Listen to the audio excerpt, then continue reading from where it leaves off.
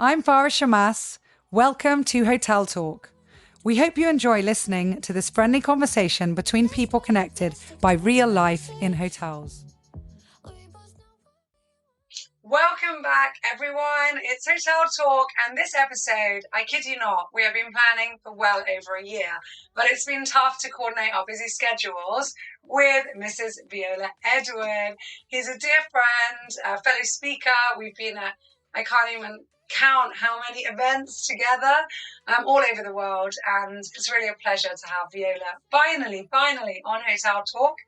Viola is, and wait for this, it's a long list, a business mentor, a conscious leadership visionary, a transcultural psychotherapist, a breathwork trainer, and a humanitarian, among other things. So really the list is very long, but we shortened it down to that. Welcome, Viola. Thank you, Farah. Such a joy to be here. And I didn't mention, I'm a fellow Lebanese. Yes. And like me, Lebanese, having moved all over the world and growing, spending many years, informative years in different cultures and countries. So let's start by telling everyone a bit about you, your background, and where you grew up. Yes, well, I grew up in Lebanon. We moved to Lebanon when I was 5 until 13. Where were you before?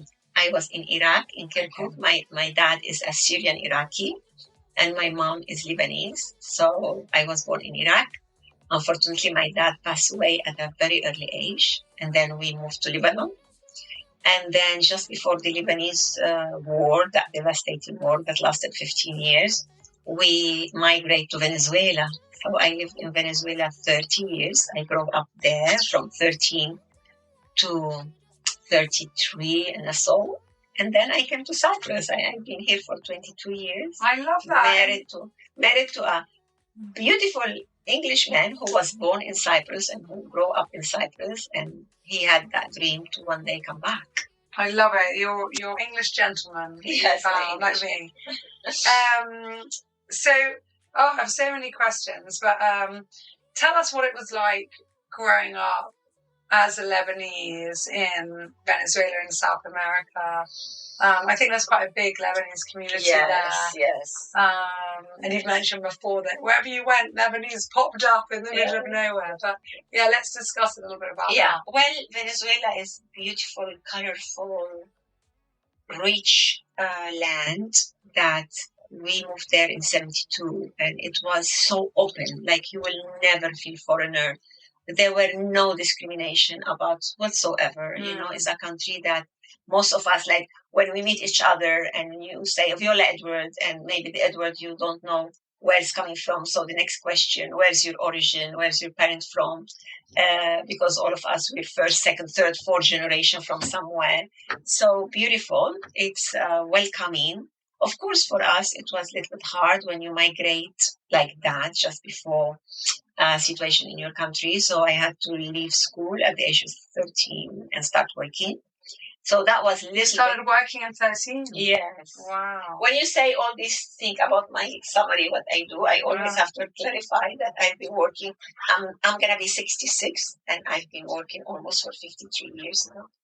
So that was a little bit tough.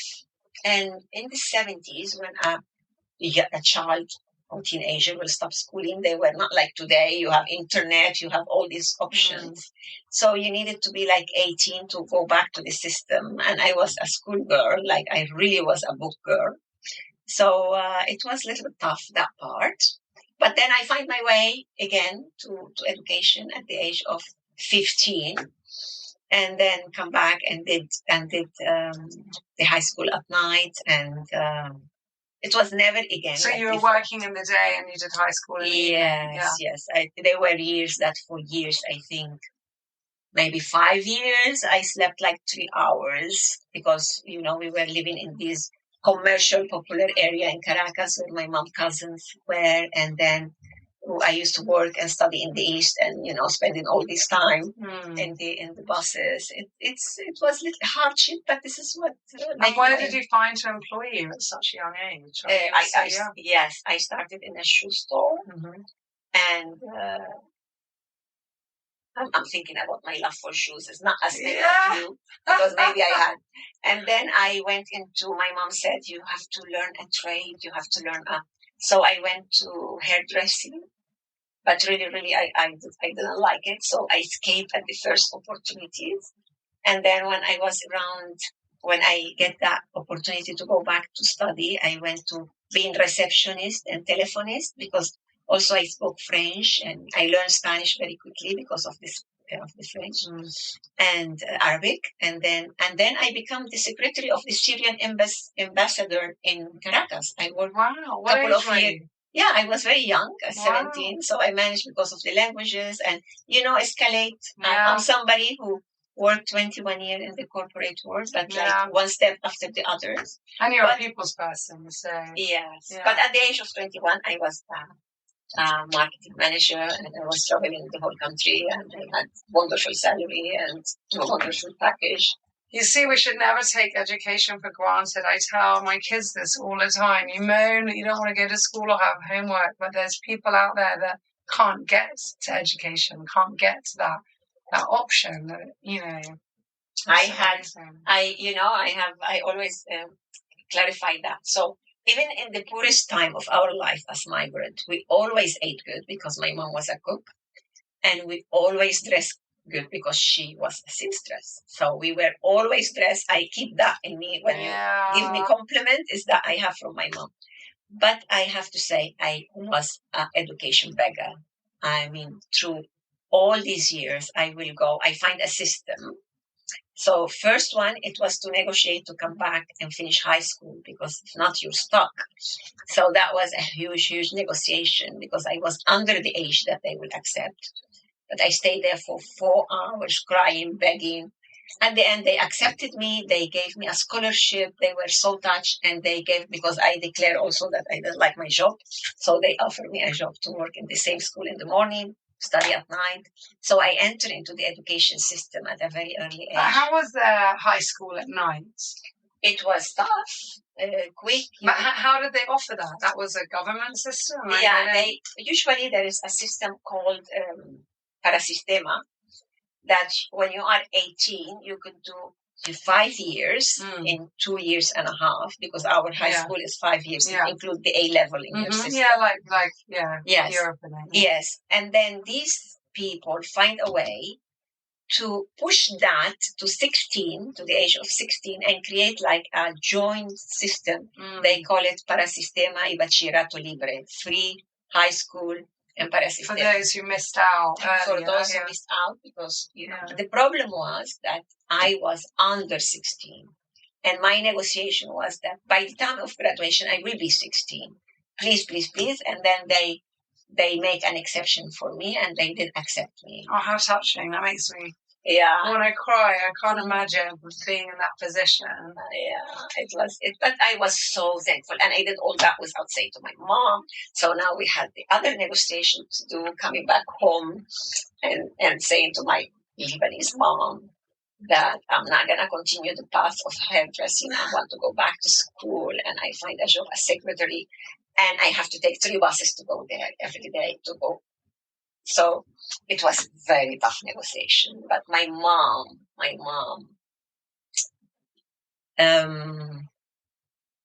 she was amazing. Oh, I'm sure she was a tigress, like wonderful mom.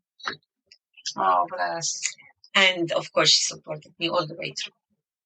What age did she pass away? She passed away just before 18. Wow. Yeah. So you had her for I had her a good amount of time. She very much missed her. Oh, bless you. And did she live out all her years in Venezuela? She did. She did. She had a break for some years, and she went to US with her. She had. My mom is one of 11. Wow. I know our Lebanese families also. So many of her siblings were in Canada, and one of them were in US. So she spent like 4 years with them in early 80s, when Layla also went there to study English and to start uni. And then she came back to Venezuela. And when I moved here, really, she loved it here in a way when I invited her to move here, she looked at me and she said, my nephews and nieces are there, my friends are there. And me and Layla, we talk about it and we said, she has changed so many countries by now. And, she became a widow at the age of 24 and she had so much trouble in her life, really. She didn't want to move and we supported her to stay.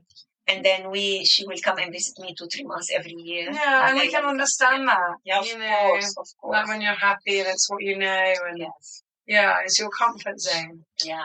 So why Cyprus? I mean, you said, okay, it was your husband's dream, but yeah, tell us a bit. How did this island that pulls everyone in? Yeah, Cyprus. Well, Michael was born in Cyprus, 1946. Grew up here for until 11, I think, when he was sent to boarding school and then to university. But his parents were in Cyprus. Both parents are buried here in Limassol, actually. And what were they doing? When they moved here in 46, Michael's grandfather from mother's side is from Sini Island. His mother name is Daphne Petridis, so if that makes the bell. So he had businesses here. I think they were partner of the Colocasidis, and they were the people who brought the first Ford car to Cyprus. So they have these businesses about cars. And then during some time they went back to England, the parents, but they never liked back there. So both of them came here, and actually they were pioneering in Finicaria. At the entrance of Finicaria, they built a house on the hill with a view to the lake, beautiful. And both of them passed away actually here. And for many, many years, we just have this property until the family had the property until just last December. So he grew up in Limassol? No, he grew up between Nicosia and Karinia.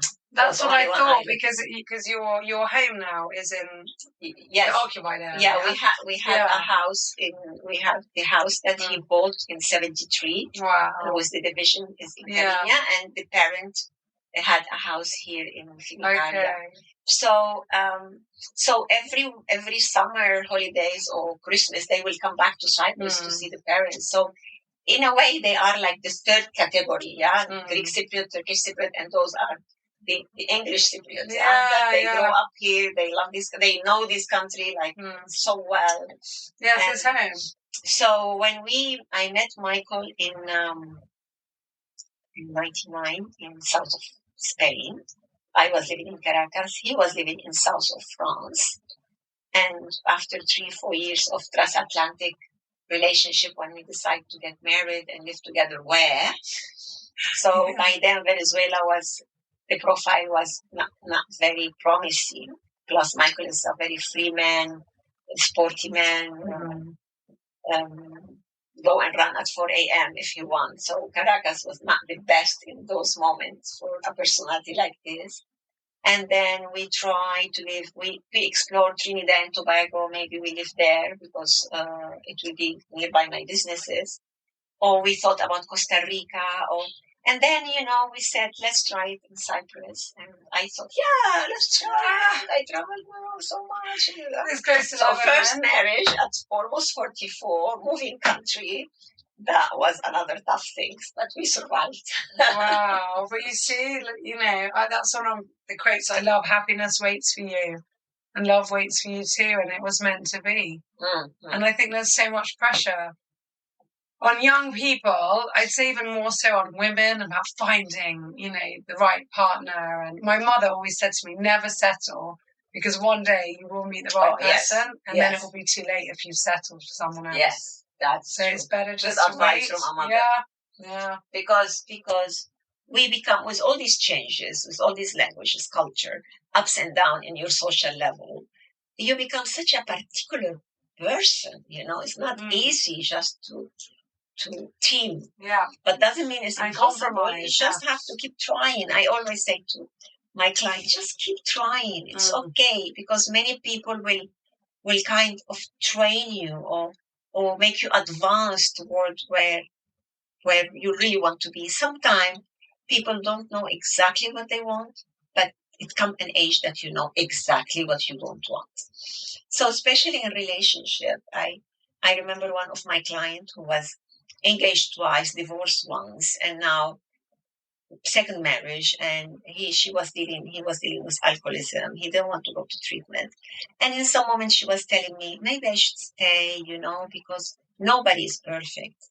And it come out of me like this. It's true, nobody is perfect, but we stay with the imperfection that we can deal with. We don't stay with the imperfection that is killing us in the process. So of course, nobody is perfect. We're not perfect, but you need to keep trying until you match in these two imperfection, and you make the perfect relationship for you, extraordinary relationship with you, with our imperfection that we can live with, we can deal with. That is not attempting against one of our major principle or values. Absolutely. And spiritual growth. I was reading about that as well recently. Well, you just touched on having a client who's an addict, and that's one of the topics I'd love to discuss if you want to. The topic of addiction. I know you've been very brave and very vocal at many, many events I've been to talking about addiction. Why does this happen? How can someone overcome it? You've overcome it. And what can someone else do to help someone, just like you were saying about the client? How can someone support someone else going through that? I know it's a huge topic and we need a podcast series to discuss this. Come back to it. But what I can say, we go into life with some pain. Could be like if we just talk about me, the death of the father when I was 3 years old, the loss of the first country when I was 5 years old, the loss of the second country when I was 13 years old.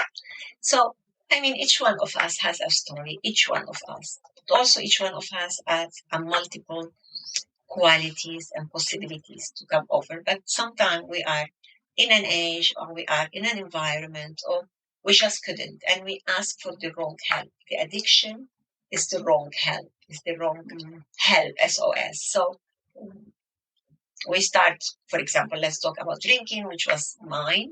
So we start because of curiosity. We continue because of peer pressure. We continue because we feel better. And later we do it because we need to keep alive and we think we can't live without it.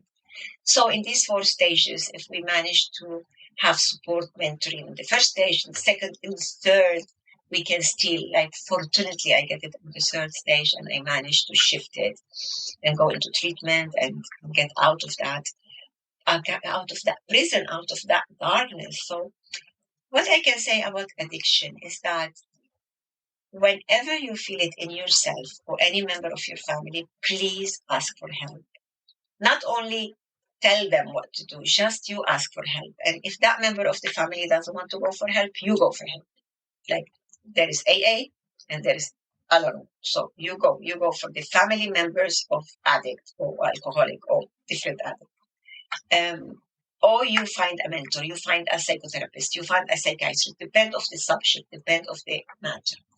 When you start, especially if you're a pillar of the home, then you learn how to manage the situation. Addiction is a very painful process for a family. It touched the whole family.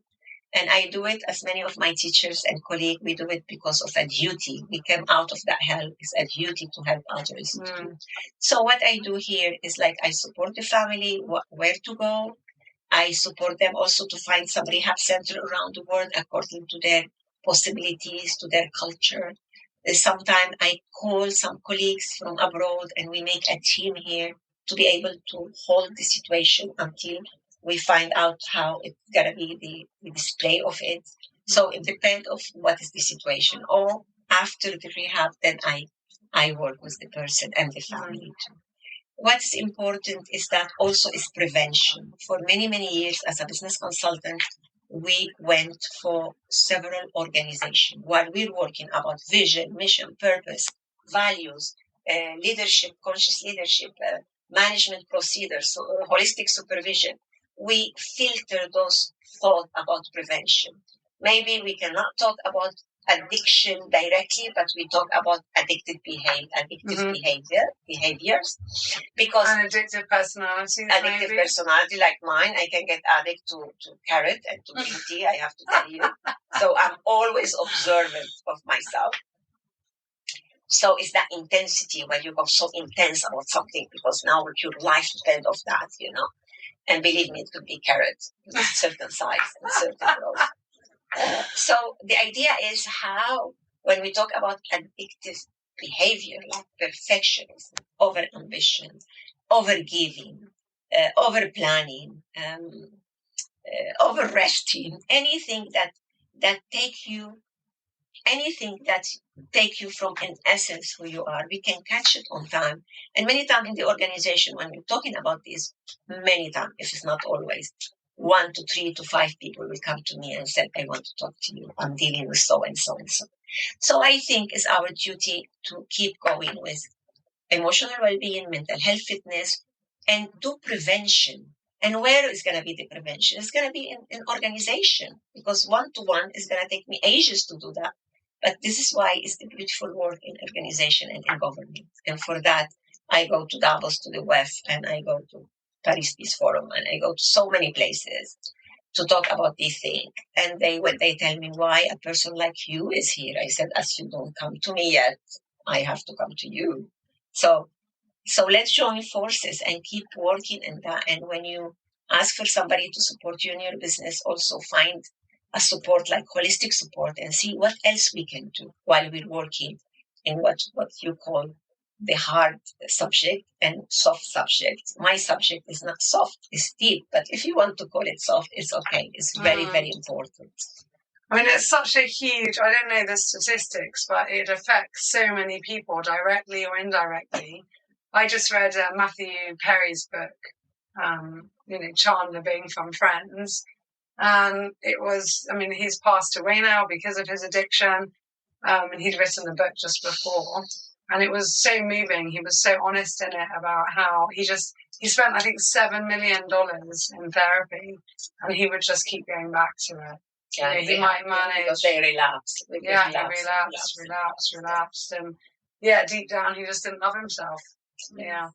And sometimes, I remember also, especially with alcoholism and other drugs, many people will tell me, no, but I enjoy it. I'm not addict. And I always ask yourself, did that drink make you to think things that without drink you would not have made, or say things, or I mean, think. When I talk with women, they get very touched, say you're a mother when you drive being drunk. Just imagine if you touch somebody else's life, But the problem is that there is a misconception about alcoholism. They think alcoholic is the one who's sleeping at the door of the bar. And if people have jobs and they have family, they think they are not. But actually, you are. Yeah, you are functional one, but you are. And the jump from one stage to another is just one more stressful situation. So it's very, very important to talk about it, to go to therapy, to go to AA or to other organizations. Just for that, me and so many of my colleagues, we come public to encourage you that, look, I remember in a wedding, I think it was in Nicosia, and we were in the wedding, and usually me and Michael are the first one who start dancing, and there were that friend who will come and tell me, have a drink. And I will tell him, I told you that I don't drink. Have a drink. And suddenly I stopped and I said, dear, why do you want me to drink? And he looked at me and he said, to have fun. And I said, look at me. I've been dancing. I already talked with 3/4 of the people at the table. We've been here 1 hour. I didn't stop dancing. I'm preparing to have dinner. I mean, do you feel that I'm not happy? That he looked at me and said, actually, you look very happy. I said, why do you want me to have a drink if I already told you that I can't? And he was like so ashamed. And he said, it's just a habit. Sorry. It's just a habit. But it's to make him feel better because he was drinking to justify his own actions. Yes, and so I also ask you to support people. Like I ask family, if one member of the family is dealing with rehab, don't put the bottle at the center of the table. Make the effort when you go dinner together. Don't ask for a drink. Go drive for that night. You have, there is so many things to do. But of course, we need to support the person to go to treatment. Definitely, and to change, anything that is habitual, to try and eliminate that, at least for the period that you are detoxing or getting used to a new stage. Happened to me when I quit smoking. Because I decided just to quit like that and without any patches or whatever else people use or vapes. And so I just tried to remove myself from any situation where I would. Oh, the abstinence syndrome is so tough. It was tough, yeah. But, I actually, I think for the first 2 months I didn't drink as well, because I thought if I drink, then I will want a cigarette. And if I have 2 drinks, then I won't have the willpower to not. So, and I remember one friend who was quitting at the same time said she was drinking bottles. And she said, "Oh, that's insane. Isn't that too much?" And I went, "No, it's the opposite. It's the best." And I tried not to see friends who were chain smokers. I tried not to go to restaurants where you could smoke and be just, Yeah, you would, when you change a habit like this, that is so intern in your life. Like I was chain smoker. I used to smoke 5 packs a day. Wow! Yes. You don't need a lighter. Yes. Yes. It's terrible. 3 to 5 packs a day. So of course, when you go into a healing process, you will lose some friends because you're not the same person and you're going into a transition, but you will win many other friends. And later, after some years, the friends who were really friends, you will come back together, but you need to get away. And that is very painful, especially if the addiction is at home with several members. So that's even more complicated. But I would say, whoever in your life or yourself, just ask for help. And we will find, if I will not be able to help you, I will find a person in the world who can help you. And, and it will take a little bit of time, but slowly, example of that. We get out of it. And who better to help someone than someone who's really been through it? Yeah. If someone is asking for help and the other person has no idea or just textbook. Yes. That's not going to. And also, one more thing. Remember, there is some addiction that we heal and some addiction that we have to control the rest of our life. But we will leave that for next time. Yeah.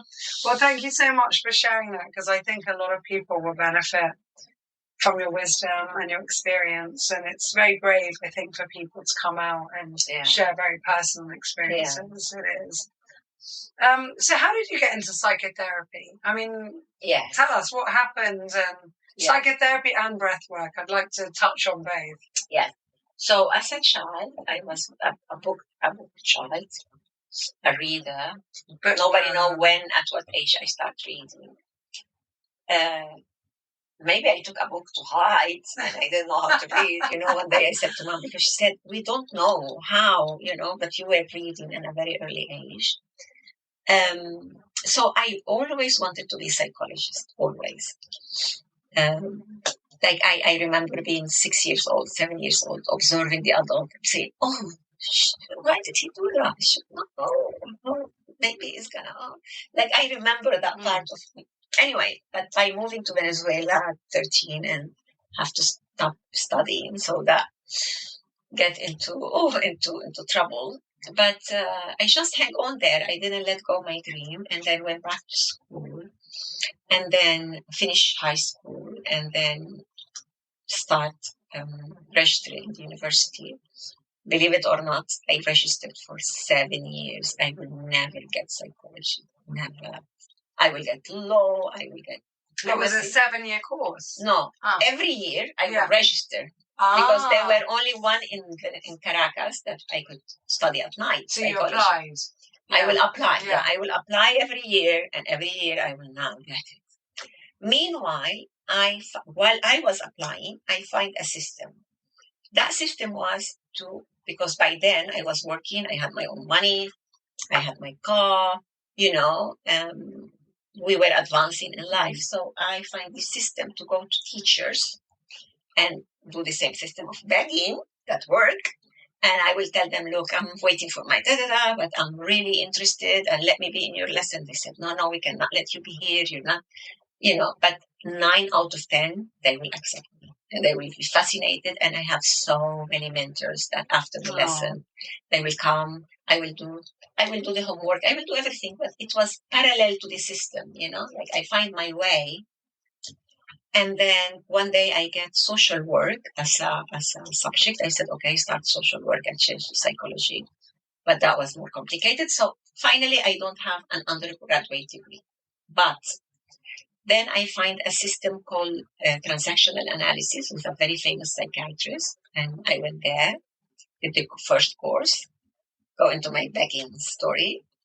And then he said, you don't have to insist. You're good. I'm taking you with me here in the institute. So I did a full training of therapy with him for years. And then I went to transpersonal psychotherapy and then slowly, but I was still working in the corporate world. In the last 10 years, I was in the insurance sector, 5 years as broker, big broker company, and 5 years in a transnational Royal Alliance insurance company. And then in that process, when I was 30, and I became 30, my gift to myself was to go as a patient now, because until now I went to group therapy, studied, but I didn't go into the depth of, okay, we need to stop that grief of my father, because the grief of my father lasted 30 years. And that mode of being ups and downs. So I went to psychoanalysis as a patient. Been there for 3.5 years, 2, 3 times a week. And in that process, I met the breathwork. And the breathwork, what it did, it kind of amalgam all what I have studied, all what I have done to myself. And suddenly I saw the light. Before that, I met meditation. I used to go to the ashram to do service. So I had like a huge transformation. And by the age of 34, I managed to change my corporate work and was ready and finished my study in breathwork and opened my own center and have years of spiritual path, like beautiful to kind of detox body, emotion, mind. This is another conversation, years. And it was, I mean, for me at least, ahead of its time. Yeah. Now everybody's talking about breath at that time. Can you imagine? Yeah.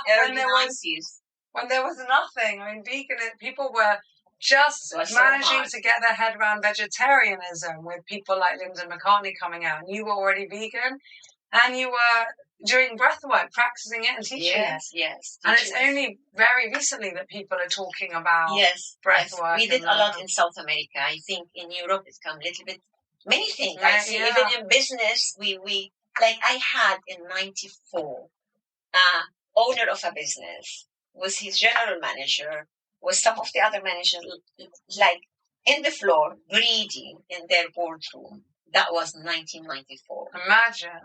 And I remember... You say that now in Cyprus, people will be like, oh, no, yeah. I remember in 1995, a general manager of the electricity, of one of the branch of the electricity of Caracas, was telling me, you're telling me that I become a manager, I am father of 4, with all these negative thinking that I have, what's going to happen when I manage to transform them? We were talking about creative thinking. We were talking about the power of meditation, nutrition. I said, well, you tell me how, if by 50 you achieve all that with the mindset you have, imagine when you're going to transform that. I had news of him 10 years later. He became very, very big in the world of finance and very, very good. You say, I think amazing. Yes. I love that. So, for everybody listening, what if you had one bit of advice to give everyone, what would that be? Ask for help. Please don't leave your pain alone. Also, don't leave your creativity alone. When you have an idea of a business, don't go say error, ask for support, because we entered your life. I entered your life for 2 major reasons. One, when it's a critical situation that you couldn't find a way to find, maybe sometime even we don't have to find the root of it, but how to build strategy to go around it while we find other things. So, but also I come to your life when you are well and you're happy, but you know there is more, there is areas of improvement, or you have your business, your work, but you want to change, or you want to change countries. So it's areas of improvement. We don't enter to your life only when there is crisis. We also enter when there is joy, and it will be much less work. So my wish to you, it will be like my sister, or if I would have children, to my stepchildren, to everybody I love, don't leave your pain alone, neither your creativity alone. Ask for support. And we're here to support you. And as I promise, if I couldn't, one of my colleagues in the world will. Yeah, absolutely. Don't feel alone. And we all want to grow and be the best version of ourselves. Yes, and also, Farah, there is this stage of life, like I'm very satisfied with myself, the woman I become from where I was coming, from where I was. But now I feel like a senior person that I'm young and I'm colorful, but there is certain seniority, if I could say, and there is a beautiful duty to give back as much as I can while I'm taking care of myself. So, and that stage also we need to prepare for. Every stage in life we need to prepare for in the best way. So I'm offering you my services, but I have 3 supervisors at least, depend of the case. I go to. Last year we lost these beautiful, darling friends. Guess what? It took me 10 months to go over that. I went to therapy myself. I had to cry it out, leave that grief, give it a chance. And just now I have 3 months back fully to myself.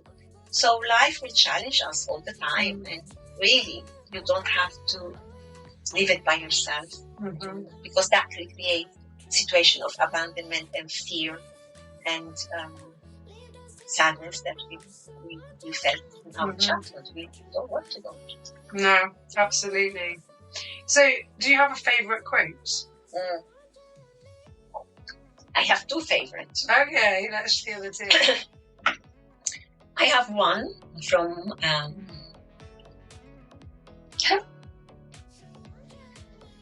I have one that will come to me. That I slept and dreamt that I was happy. I lived and served and discovered that service is happiness, or something like this. And I have another one from Voltaire. This first one is from Rabinat, before Voltaire, that said, I'm in total disagreement of what you're saying. I don't agree with any part of what you're saying, but I will fight with my life for your right to say it. Oh, that's beautiful. So, yes, I go for this freedom of being able to express, and also for human rights, the right to choose. All of us, we should have the right to choose what we want to be in life, to change. Maybe we choose that way and later to change. I wish for women to really, really to be at the place that all of us deserve to be. And I wish for men to recover, to retake their right for their emotional life. So it's true that they took the power away from us and they took the emotion away from you. So I want us all to be leveled and together to build the world and rebuild and recreate the world that all of us we deserve in our next generation. That's beautiful. Thank you so much for sharing that. That's a lovely way to end it. But we always have the bonus question. So pick any paper that will be, I'm sure, more light-hearted, but who knows? Let's see what you got. Do you prefer beach or the mountain? Michael, this is a question for you. Well, I prefer the beach in summer, not in winter. I'm Venezuelan. I'm from Caracas. We have all this beautiful weather all year long. So I would say both. Here I would say I like the mountain in the spring, and I love the beach in the summer. Yeah, bit of everything. Viola, thank you so much. This was an absolutely stunning and really touching podcast episode. I feel like I've got to know you better. I'm sure our listeners have gained so much from your wisdom and your honesty and all your advice. So thank you for being you. Thank you for everything you do. We didn't touch on Creative Women, that you also help and now are partners with Olga Balagditz, who's also been on this lovely podcast. But we left that for Olga to say in hers, and we touched on well, Olga is one of my life gifts, as you are. And there's so many things we didn't touch in Charity on Wheels, my work with women in prison or in India, but we will do more. We'll save that for another episode. So there's more coming, everyone. I'm so happy and pleased, and I have to say here publicly that really I'm so proud of you. I mean, I know you for many, many years now. I'm staying in her hotel. I stayed last night, and every step I go, the elevator is that efficiency of being and that kind of beautiful organic order and structure and then we were in the breakfast and all these alternatives. It's like somebody, like a mom who thought about every one of her kids, the vegan thing, the vegetarian thing, the meat thing, the other thing, and we just felt so cared for. Oh, that's what we want. So I'm so happy. I congratulate you for all what you're doing for health and for your family. We're emotional today, so yes, we're really emotional. Thank you so much. Thank you. Thank you. Thank you for listening, and don't forget to hit that subscribe button because it helps us more than you may realize. If you are planning on coming to visit us at St. Raphael Resort and Marina, feel free to email our reservations team quoting Hotel Talk and receive an exclusive offer just for you. We look forward to seeing you soon, hearing your feedback about our show, and producing many, many more interesting episodes just for you, our listener, and our valued guest in mind. Thank you so much, and take care.